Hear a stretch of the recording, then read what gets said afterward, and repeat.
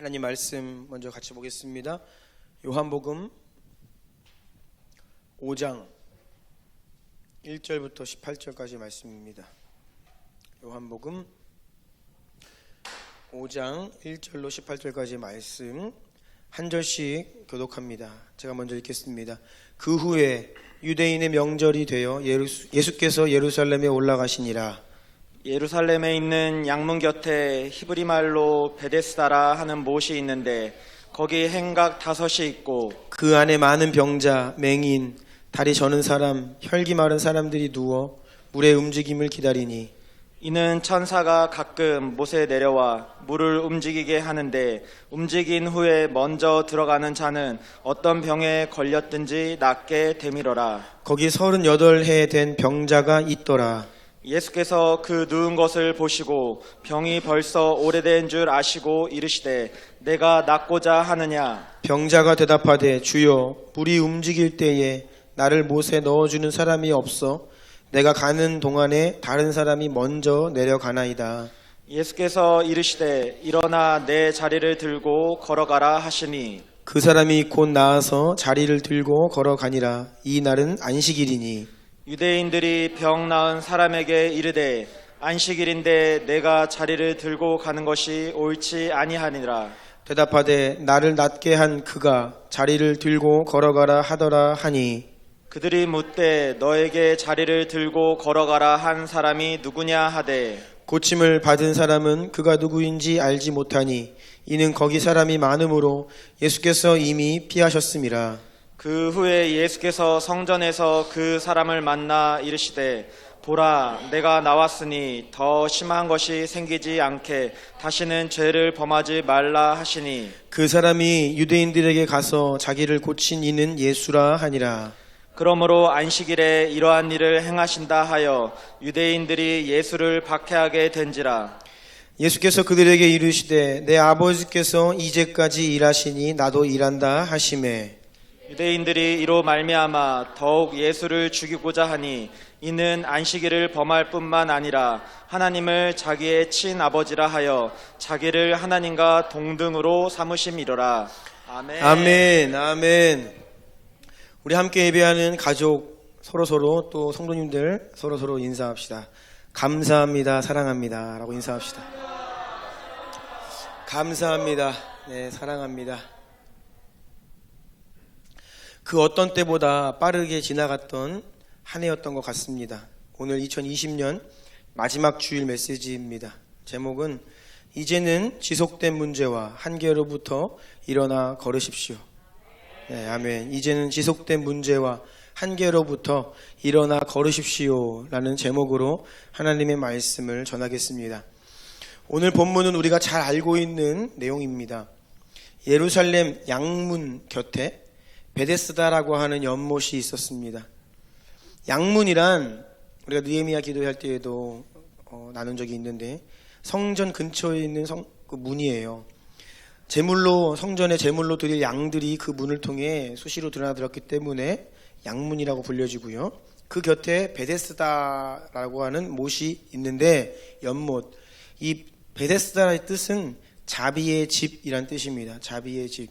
성경을 보면 무슨 집이란 이름들이 많이 등장합니다. 이게 집이란 뜻이에요. 그래서 베델 그러면 뭐예요? 하나님의 집. 베들레헴 그러면 레헴은 빵이란 뜻입니다. 떡집, 빵집 그런 뜻이에요. 베데스다 뒤에 헤세드라고 하는 자비가 그래서 자비의 집이라는 뜻입니다. 왜 이러한 이름이 붙여졌냐?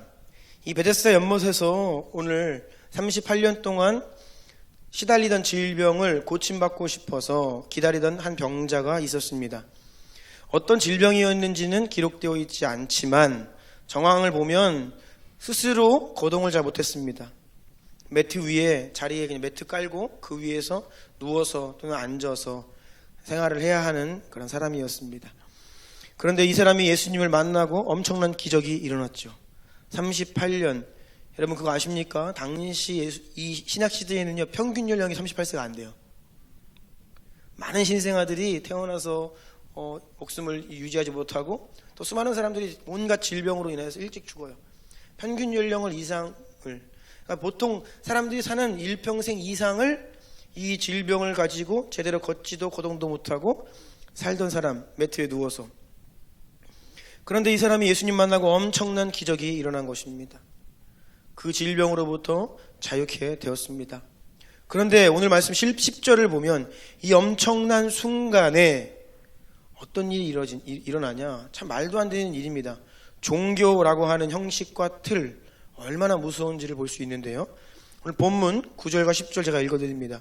그 사람이 곧 나와서 자리를 들고 걸어가니라.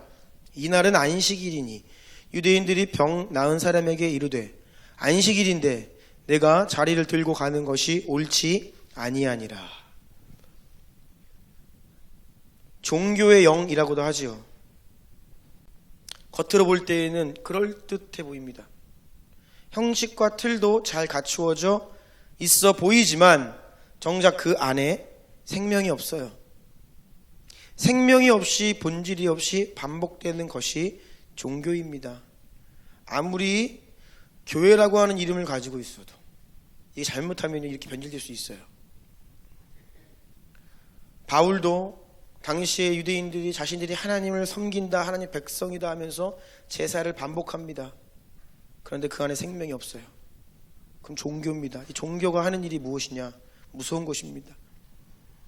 우리가 최근에 계속 본질에 대해서 이야기를 하는데, 본질과 생명, 결국 이 본질과 생명이 역사할 때에 그 궁극적인 열매, 결과가 무엇입니까? 우리가 그래서 지금 계속 사랑을 나누고 있잖아요. 그렇죠? 사랑이 결국은 이 본질의 열매예요. 결과이고. 왜냐하면 하나님께서 사랑이시기 때문입니다. 그래서 예언적으로 우리 교회에 사랑이가 태어난 거예요.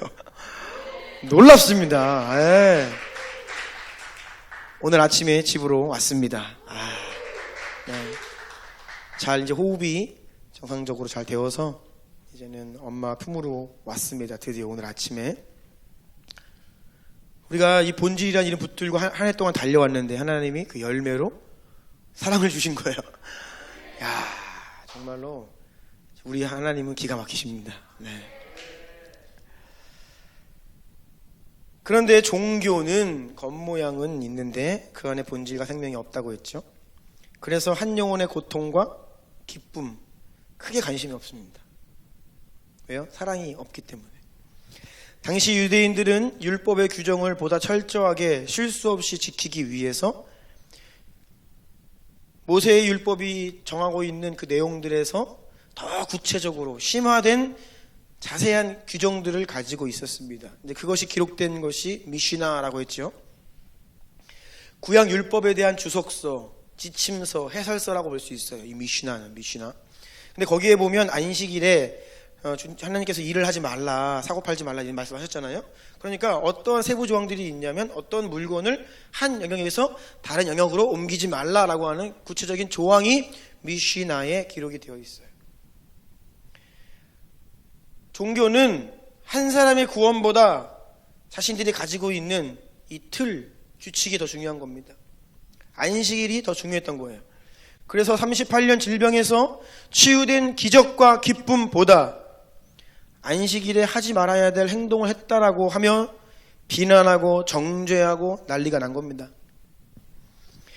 그리고 결국 이 일 때문에 예수님을 박해하기 시작합니다. 오늘 보면 16절입니다. 그러므로 안식일에 이러한 일을 행하신다 하여 유대인들이 예수를 박해하게 된지라. 이것을 더 우리의 피부에 와닿게 한번 말해보자면 마치 이러한 상황입니다. 수십 년 동안 알코올 중독, 마약 중독에 완전히 그 인생이 처참하게 파멸되어 있던 한 사람이 있었어요. 그런데 이 사람이 어느 날 어떻게 우연찮게 교회에 와서 예배를 드린 겁니다. 그런데 그날 그 예배 가운데 예수님 만난 거예요. 구원을 받은 것입니다. 자유가 임한 거예요. 그런데 사람들이 문제를 제기하는 겁니다. 그날 그 교회에서 드렸던 찬양이 문제라는 거예요. 음악이 잘못됐다는 것입니다. 질병과 악령에 시달리던 영혼이 드디어 생명을 얻고 자유를 얻었는데 교회 조명이 이게 경박스럽게 이게 색깔이 뭐냐? 쿵짝쿵짝 시끄럽다. 자꾸 이런 거 가지고선 아니 평생을 거의 뭐 죽음 직전까지 갔던 인생이 예수님 만나서 살아나서 함께 축하해도 모자란데 그날 드린 예배 가운데 조명이 문제고 음악이 문제고 어떤 스타일이 문제라는 거예요. 제가 참 문제가 될 수 있습니다. 이런 목장으로 이렇게 나오면 오늘 설교한 목사가 목장이 아니라는 겁니다. 여러분 어떤 분들에게는 제 이 복장이 굉장히 뭐 이렇게 그렇게 입고 나오시나 하겠지만 여러분 잘 보시면 알겠지만 제가 주일날 입는 옷 주중에 잘 안 입습니다.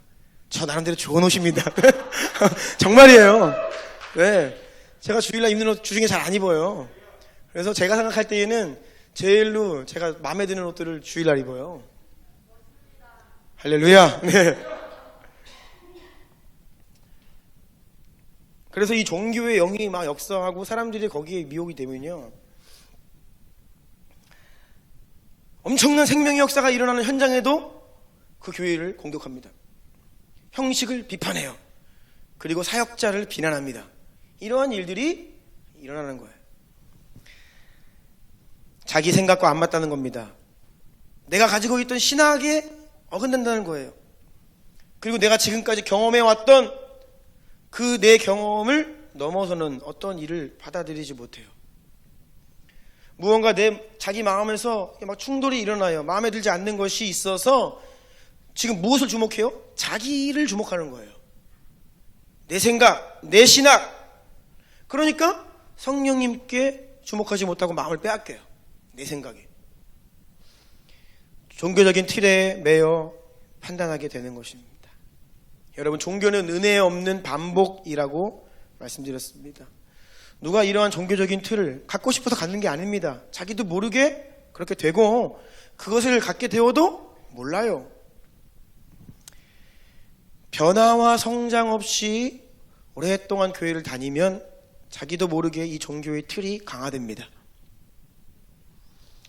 우리가 더 온전한 믿음을 갖기를 계속 갈망해야 되고 주님 더 사랑하기를 열망해야 되고 회개하고 돌이키고자 하는 의지를 가지고 주님께 나아가야지 그냥 그런 것 없이 반복해서 예배 자리에 나오고 반복해서 뭔가 하는 거예요. 그러면 그게 어느새인가 모르게 형식이 되어버립니다. 그러면 나도 모르게 강팍한 마음이 되어서 하나님의 역사를 어느 순간인가 받아들이지 못하고 자꾸 마음을 딴 데 빼앗겨요. 더 나아가서 비난하고 비판하는 사람이 되어버립니다.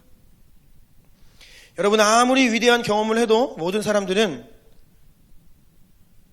새로운 차원의 더 큰 은혜를 갈망하지 않으면 무너질 수 있습니다.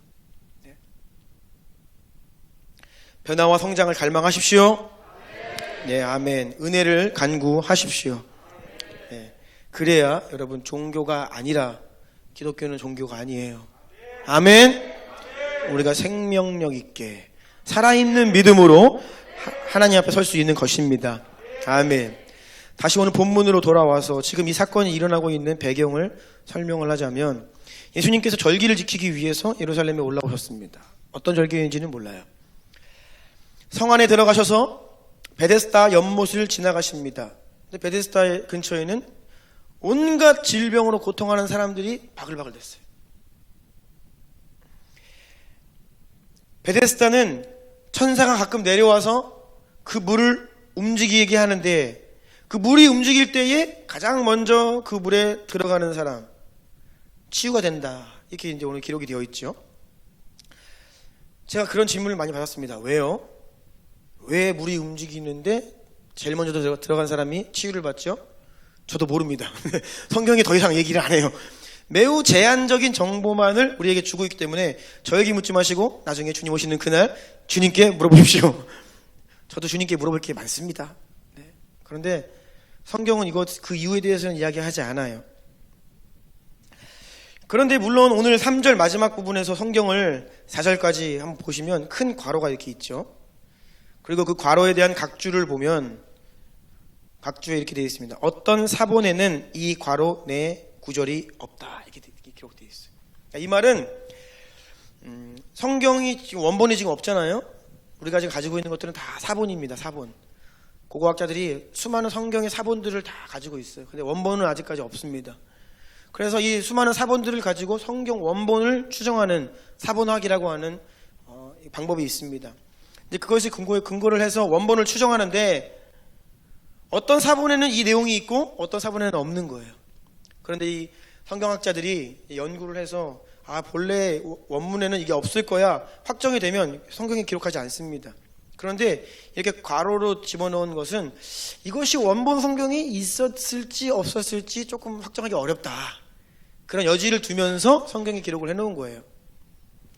그래서 정말로 이게 원본에는 있는지 없는지 모릅니다. 그런데 분명한 것은 성경 원본에 있었는지 없었는지와 상관없이 이것이 사실이었어요. 당시에는.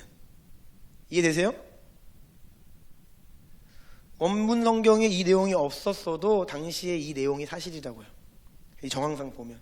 그래서 초창기 사본에 어떤 사본에는 이것이 기록되어 있는 것입니다. 왜요? 이것이 사실이었기 때문에. 그래서 베데스다 연못 주변에는 항상 수많은 온갖 질병에 고통하던, 고통과 문제 가운데 시름하고 억눌려서 더 이상 소망이 없는 자들이 여기 주변에 몰려 들어가지고 물이 움직이면 재빨리 먼저 들어가서 치유받기를 원했던 겁니다. 이번에는 내가 제일 먼저 들어가고 말 거야, 이렇게 기다리고 있는 겁니다. 그런데 여러분 한번 상상해 보십시오. 눈앞에서 물이 움직이고 그때마다 치유받는 사람들이 보여요, 제 눈에. 그런데 정작 나는 38년 동안 이 질병 가지고 치유받지 못하고 있어요. 들어가고 싶은데 못 들어가요.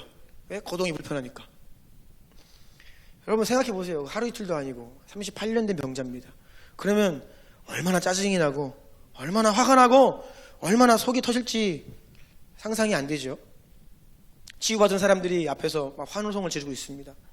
건강을 얻어서 두 발로 막 뛰는 사람들이 앞에 보여요. 매번 보고만 있는 것입니다. 물이 움직이고 사람이 치유받으면 뭐합니까? 나는 그것을 경험하지 못하고 있잖아요. 이 사람뿐 아니었습니다. 주변에 수많은 문제투성이인 사람들이 동일한 마음을 가지고 있었을 것입니다. 그 자리에 예수님이 가신 겁니다. 그 자리에. 여러분, 사실 성경은 문제 많은 사람들의 이야기로 가득합니다. 성경을 읽다 보면 어떤 사람이 등장을 하는데 이름은 끝까지 밝혀지지 않아요. 근데 그 사람이 어떤 문제가 있었는지는 압니다. 그렇죠? 어떤 사람이 있습니까? 12해를 혈루증으로 앓던 여인, 이름 아십니까? 몰라요. 군대 귀신 들렸던 사람, 이름 아시는 분 계십니까? 사마리아 수가성 여인, 이름 아세요? 모릅니다. 근데 그 여인이 가지고 있던 문제는 우리가 알지요. 과거에 5명의 남편이 있었는데 버림받고 6번째 남자와 혼인도 하지 않고 동거하고 있잖아요. 정말로 상처가 많은 여인이었죠. 또 가늠하다가 현장에서 잡혀서 예수님 앞에 끌려온 그 여인도 있어요. 예수님 때문에 살아났죠. 그 여인 이름 모릅니다. 또 성경을 보면 이름은 알지만 꼭 그 앞에 그가 원래 가지고 있었던 문제가 따라오는 사람들이 있어요. 기생 라합. 라합은 좀 불만이 많을 것 같아. 지금도 무슨 라합 얘기하려면 기생 라합이래 얘기하다. 아니 그거 용서받고 청산한 지가 언젠데 아직도 우리는 기생 라합이라고 불러요. 수치스러운 과거 아닙니까? 7 귀신 쫓아내주신 막달라 마리아. 성경에는 이렇게 각종 수많은 문제를 가지고 있었던 사람들이 등장합니다. 맞습니다, 여러분. 우리의 인생은 문제가 많고 고통이 많습니다. 그런데 중요한 것은 내가 이만한 고통이 있다, 문제가 많다, 이게 중요한 것이 아니라 여러분 스스로가 그 가운데 여러분을 어떻게 바라보고 있는지가 중요한 것입니다. 나는 구원받은 하나님 나라의 백성이야. 나는 왕의 자녀야. 나는 하나님의 아들이야. 이러한 나의 진짜 정체성으로 스스로를 바라보아야 하는데 내 문제 가지고 나를 정의하는 사람들이 있어요. 스스로를 내 고통 가지고 자기를 정의하는 사람들이 있습니다. 문제가 너무 커서 문제밖에 안 보이기 때문이에요.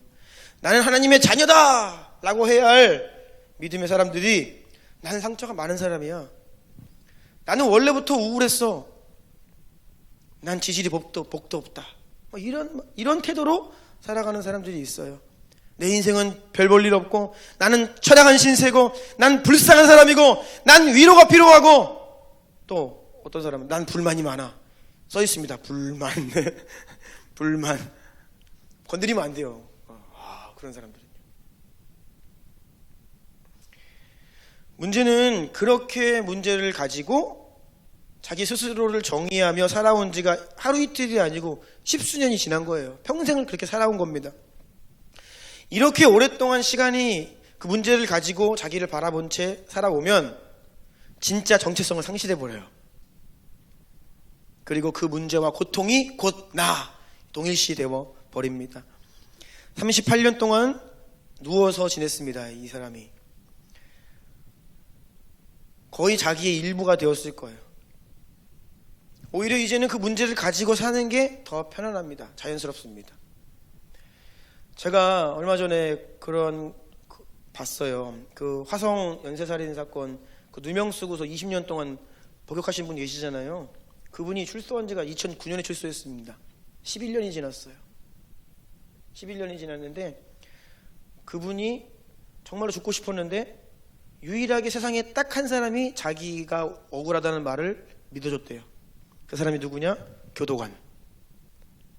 심지어는 2009년에 출소를 해가지고 가족들한테 갔는데도 받아주지 않는 거예요. 살인만 하고. 그런데 그 교도관 한 분이 자기를 믿어준 거예요. 그래서 그분 때문에 자기가 죽지 않고 살았다. 2009년에 나왔잖아요. 11년이 지났어요. 지금 이제는 막 억울함이 다 풀리고 있잖아요. 그래서 이 교도관이 TV 프로그램에 나와가지고 이분한테 이제 요청을 한 거예요. 너 이제 혼자 그렇게 외롭게 살지 말고 우리 집 근처로 이사 와라. 그러면 우리 진짜 친형제로 살자. 그렇게 이제 초청을 하더라고요. 그런데 이분이 하는 말이 뭔지 아세요? 나 아직 적응이 필요해. 나 아직 홀로서기가 안 됐어. 그래서 형님한테 못 갑니다. 11년이 지났는데도 불구하고 아직도 감옥이 편하다는 거예요. 20년이 지나서 나왔는데 뭐 할 수 있는 게 없는 거예요. 카드 발급받는데 몇 년이 걸렸대요. 교통카드 발급받는데 그 방법을 몰라가지고. 그러니까 여러분 자유가 임해도 이전에 그 아내가 더 편안한 거예요. 익숙하고. 사람이 그래요. 오랫동안 문제 가운데 살면요 자유가 주어지고 주님이 우리에게 진리를 선포해 주심에도 불구하고 내 정체성은 여전히 옛사람이 가 있는 거예요. 왜요? 그게 익숙하니까.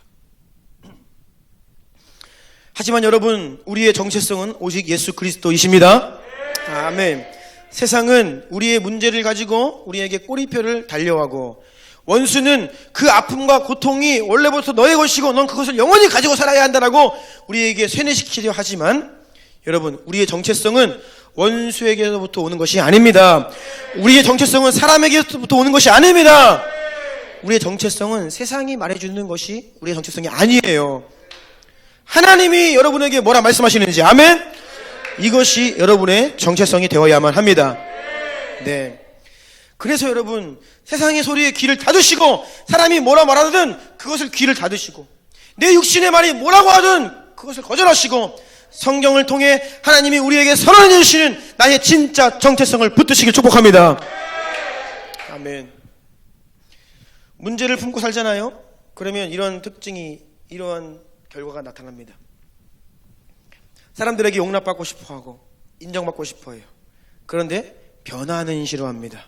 다시요. 문제를 품고 있잖아요. 변화를 싫어합니다. 상처가 많은 사람들 변화를 싫어해요. 자기도 모르게 그 문제에 고통당하면서도 끌어안고 사는 거예요. 변화를 싫어해요. 사람들이 나를 지지해주고 위로해주고 동의하는 것은 원하지만 변화되기는 싫어요. 연민은 받고 싶은데 바뀌고 싶어 하지는 않습니다. 그래서 여러분 우리가 상처와 고통이 예수 그리스도 이름 안에서 우리가 해결되고 이것이 치유가 되어야 우리가 정말 새 사람이 되는 것이지 그렇지 않으면 상처와 고통이 많을수록 다른 사람 이야기 듣지 않습니다. 누구 이야기 듣지 않아요. 자기 안에 계속 자기 안으로 향합니다. 다 거절해요. 문을 닫아버립니다. 그리고 사람들의 동정을 얻으면서 내가 누워있는 그 매트 위에서 일어나라고 하지 않아요. 그리고 또 무엇을 하냐? 끊임없이 남 탓을 합니다. 그리고 끊임없이 환경 탓을 합니다. 심지어 예수님이 그 앞에서 손을 내미셔도 그렇습니다. 오늘 본문 6절 7절 다 같이 한번 읽어볼까요? 시작. 예수께서 그 누운 것을 보시고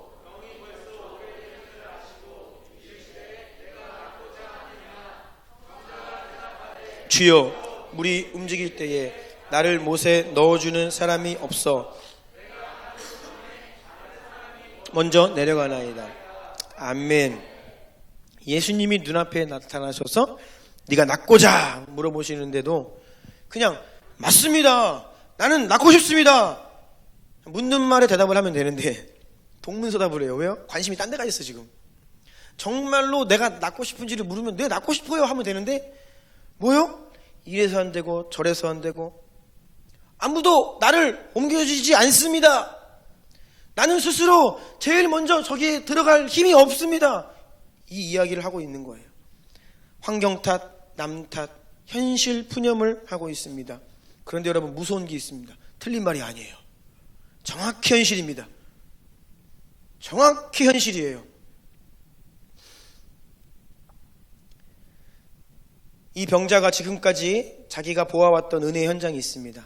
자기 눈앞에서 치유받았던 수많은 사람들. 그래서 기대를 하는 거예요.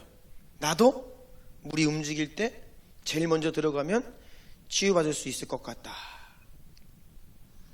이것이 이 사람이 지금 기대하고 있는 전부입니다. 왜?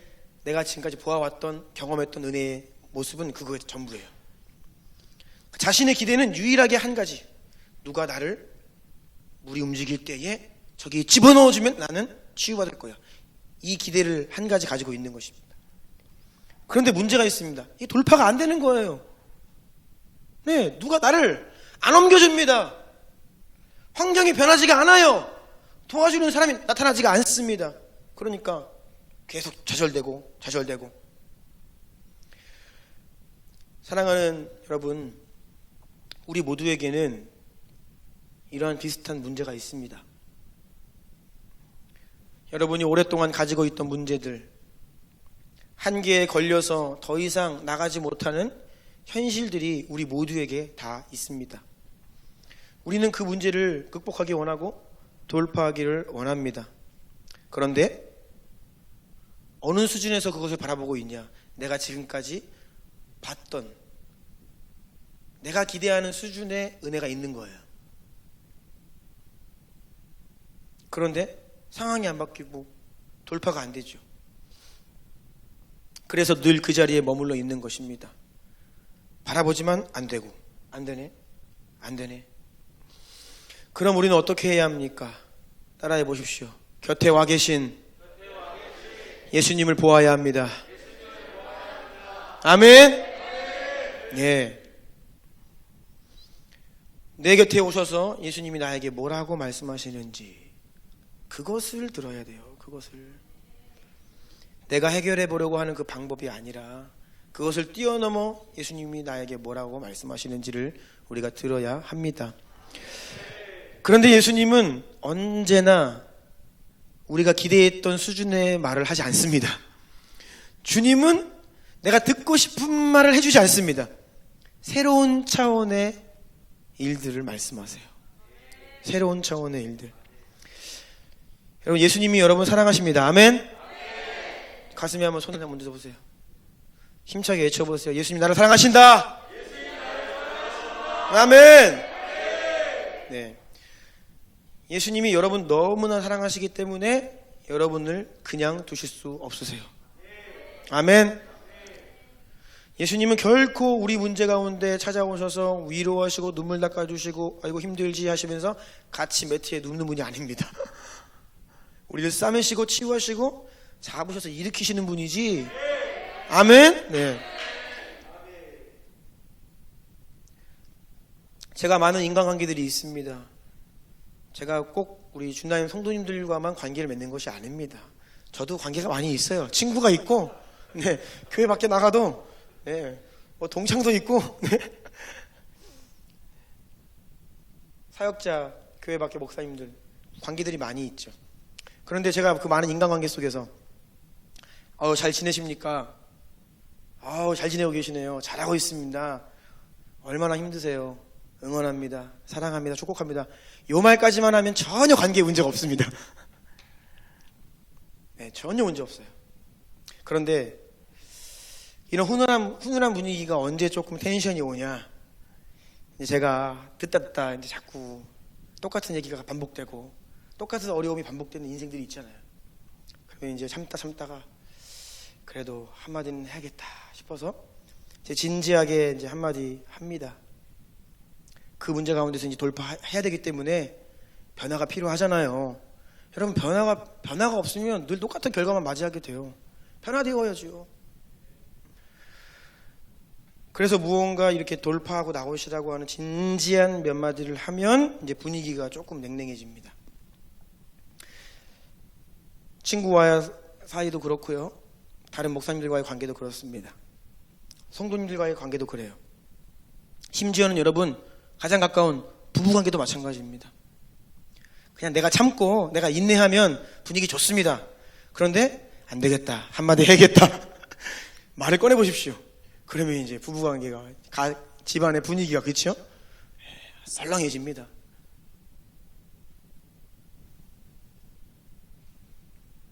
그래서 우리가 이런 말들을 쓴소리라고 해요. 쓴소리 뭐예요? 먹기가 너무 힘들어. 너무 써서 쓴소리. 받아들이기가 너무 힘든 겁니다. 저 역시 그런 사람이죠. 누군가가 저에게 류 목사님 잘하고 있습니다. 그러면 힘이 납니다. 그런데 그렇게 하면 안 됩니다. 이 말 들으면 저도 힘든 사람이에요. 그래서 우리가 이런 진지한 무언가 나에게 변화를 요구하는, 그건 뭡니까? 너 그렇게 하면 안 돼! 이 말을 들으면 어떻게 됩니까? 얼굴이 바뀌어요. 울그락불그락. 때로는 막 화를 냅니다. 때로는 수치스러워하고, 그러면서 네가 뭔데? 분노하기도 하고, 너나 잘하세요 판단하기도 합니다. 다양한 반응을 하게 돼 있어요. 왜요? 이게 힘든 거예요. 아니면 그때부터 전화를 안 받습니다. 연락을 안 해요. 그런데 오늘 사랑하는 영창 형제가 2개월 만에 왔습니다. 할렐루야! 예.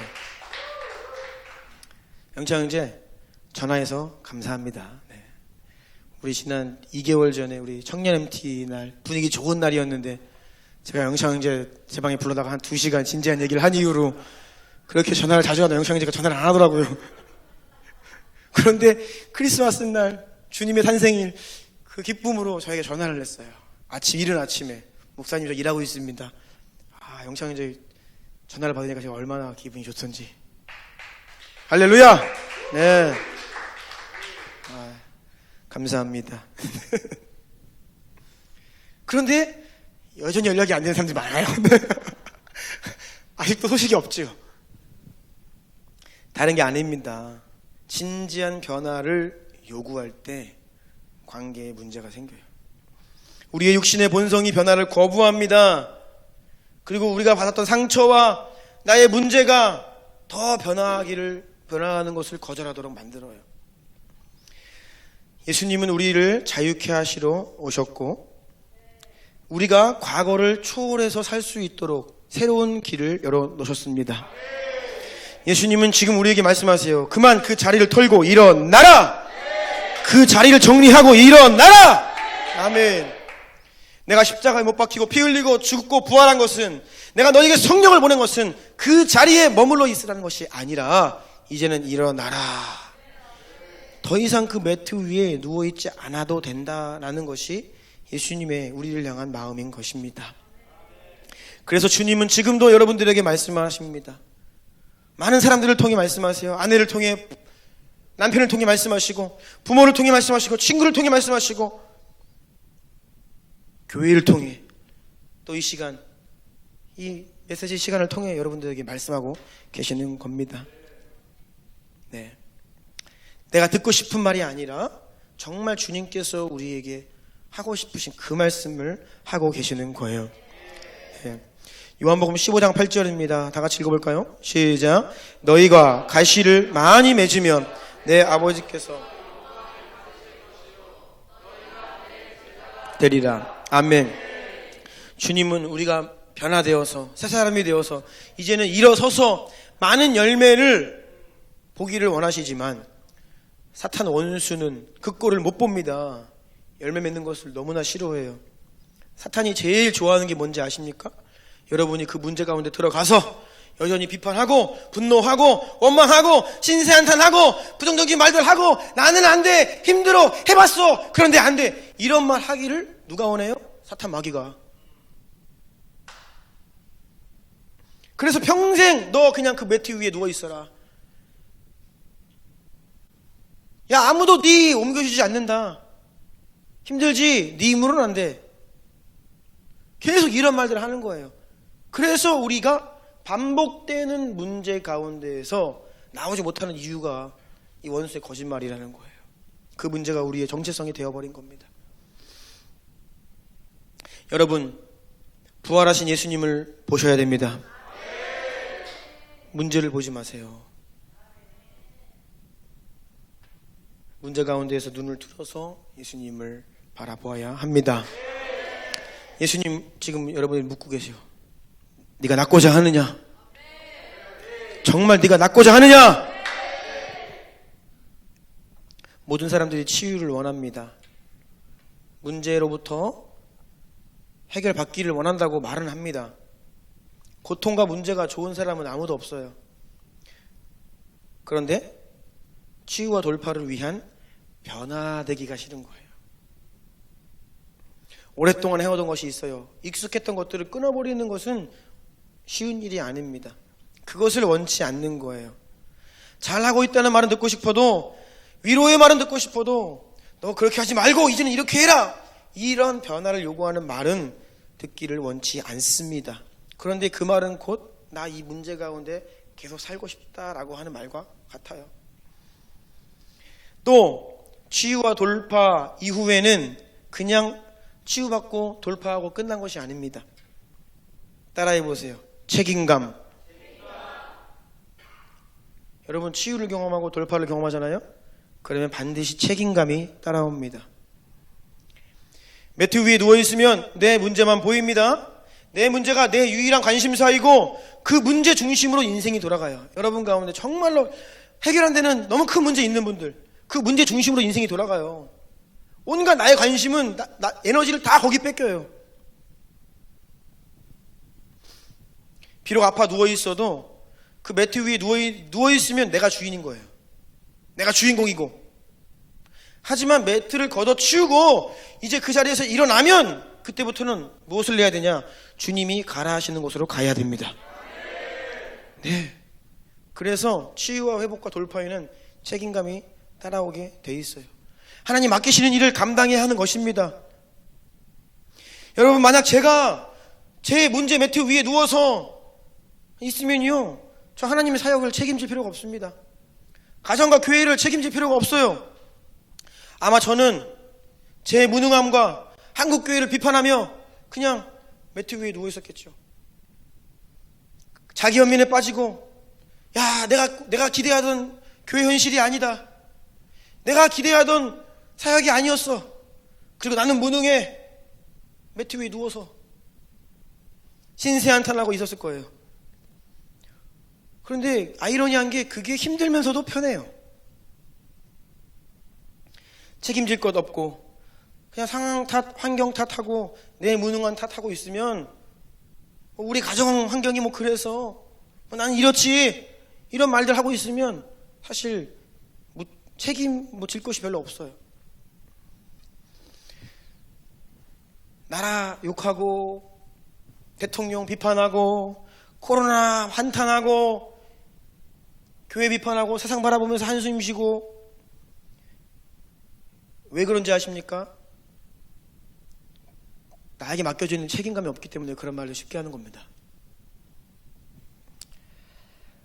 여러분, 사명이 주어지고 책임감이 주어지면 그런 신세한탄할 시간 없습니다. 그런 비판에 내 에너지 낭비할 시간이 없어요.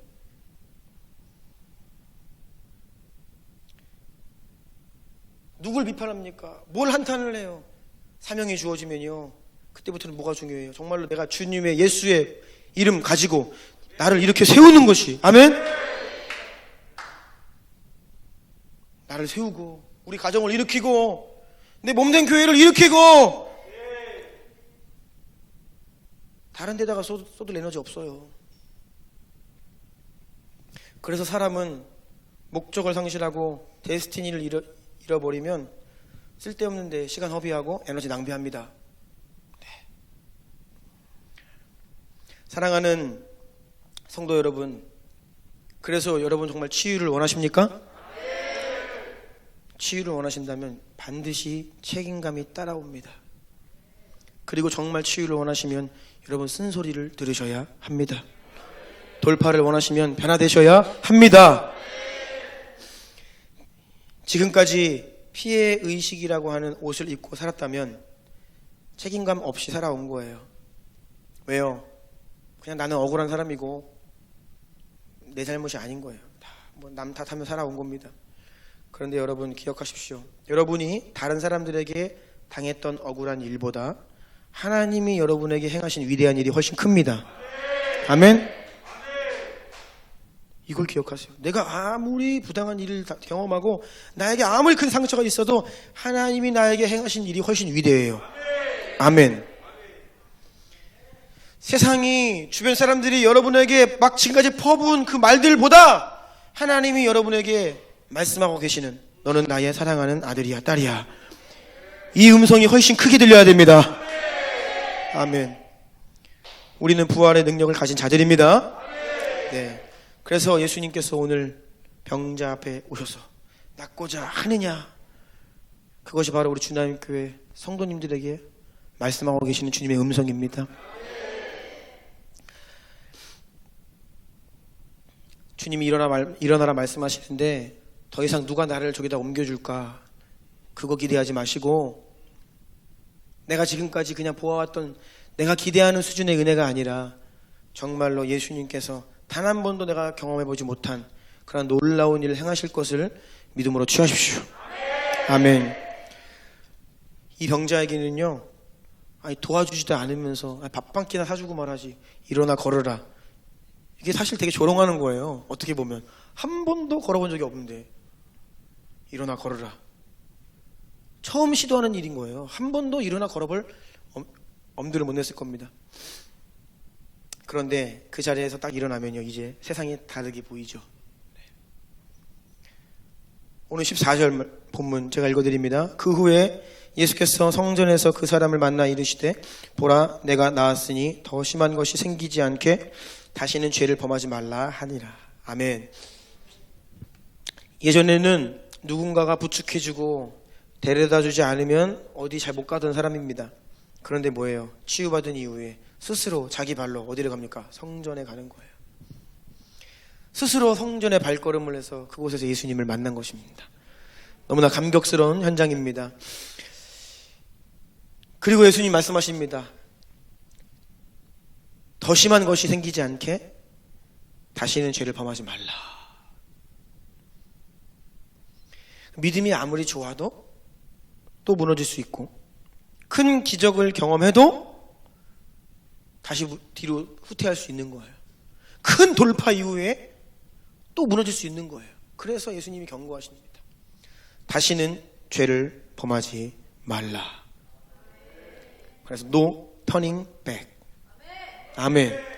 No turning back.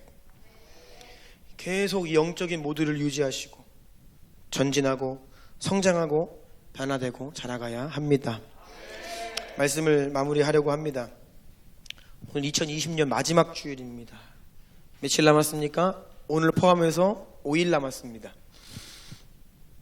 우리가 한 해 동안에 본질, 확장, 돌파, 이 세 가지 키워드를 가지고 어느 때보다 힘차게 달려온 한 해입니다.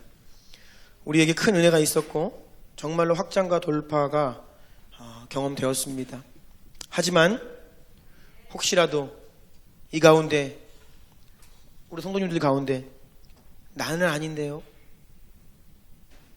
내 현실은 여전히 그대로인데요,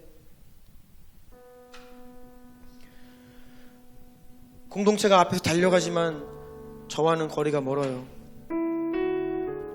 혹시 이런 분들 계십니까?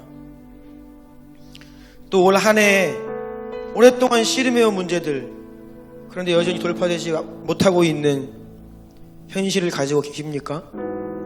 여러분들 하나님께서 지금 말씀하십니다. 이제는 그 자리를 털고 일어나라. 네.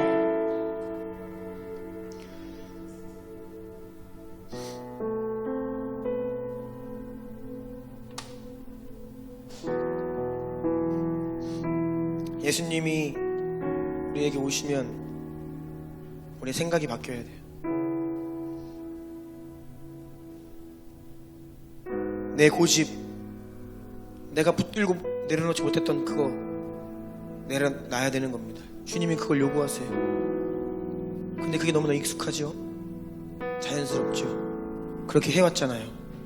그래서 어려운 거예요. 그래서 주님의 음성이 들리지 않는 것이고, 그래서 변화가 없는 거예요. 여러분, 변화를 선택하십시오. 어렵고 힘든 일이지만 변화를 선택하세요. 예수 생명 능력 받아들이시고 일어나셔야 합니다. 그리고 2021년 새해에는 더 온전한 믿음을 구하십시오. 예수님을 더 사랑하기를 갈망하십시오. 그리스도께로 더욱 자라가기를 열망하십시오. 계속해서 자라가기를, 변화되기를 갈망하셔야 됩니다. 아멘. 여러분의 매트가 뭡니까? 여러분을 한 해 동안 힘들게 했던 한계점이 무엇입니까? 주님께 내어드리고, 우리 눈에 보이지는 않지만 주님께서 지금 여러분에게 찾아오셔서 너 정말 낫고 싶어? 너 정말 그 문제 돌파하고 싶니? 그러면 일어나 걸으라 말씀하고 계세요.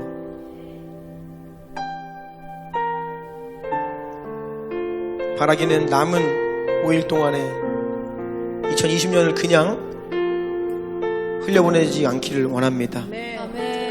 받은 은혜를 다시 기억하고 감사할 뿐 아니라 내가 은총이 있었고 돌파가 있었다고 자만하지 마시고 교만하지 마시고 새로운 차원의 은혜를 구하시며, 여전히 해결되지 못하고 있던 문제가 있다라고 하면 내가 꿈꾸는 수준이 아니라 새로운 차원의 주의 역사를 갈망하심으로 겸비함으로 주 앞에 서시는 남은 2020년의 5일 되기를 축복합니다. 다 같이 일어나시겠어요? 네, 한번 기도하겠습니다. 오늘 하나님께 주신 마음 가지고, 네 주님, 제가 38년 된 병자입니다. 제 문제 위에서 누워있던 자입니다. 환경 탓하고 사람 탓하고 안된다 이야기했던 자입니다. 내 수준에서 바라던 그것 이상을 구하지 못했습니다. 예수님 생명으로 능력으로 내 앞에 자정하셔서 나를 일으키시고 새로운 차원의 역사를, 내 생각이 바뀌고 내 사고가 바뀌고 내 믿음이 큰 믿음으로, 위대한 믿음으로 전환되게 하여 주시옵소서. 우리 이러한 마음으로 주여 세움으로 기도합니다. 주여.